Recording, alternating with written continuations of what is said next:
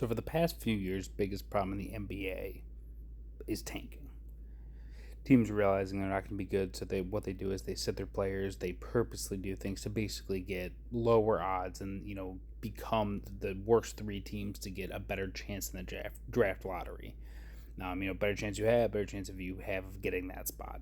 Doesn't always happen. Teams could be the worst and still get the fifth pick. It stinks. Again, I think the whole area of the NBA and the way that they operate is tough.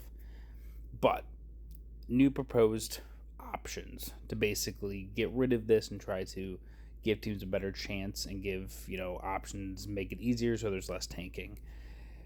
If you check the current odds versus the new odds, top three teams all get 14%, and then 12.5, 10.5, and down from there. The new option make it much more pushed together. Worst three teams get 5.4%. Then fourth through 10th get 8.1.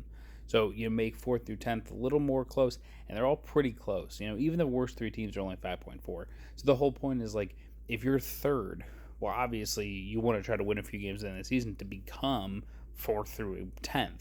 It gives you that buffer room. And then if you're, a little worse than that, you move on from there. So it kind of goes back and forth, and there could be some fun behind that.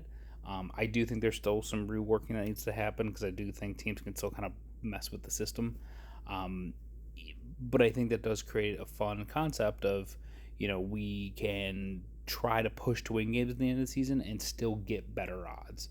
It's a draft lottery, so anything can change. It's just pulling a ball out, so who knows? But it's exciting, and I do think that the new odds means that they understand that there's a huge problem and there needs to be a fix. You can't have top teams in the NBA. Oh, everyone's heard we have a bad year. Let's just sit our whole team. I mean, Golden State's done it. OKC. It happens. So we need a fix. I think this is a start to a solution.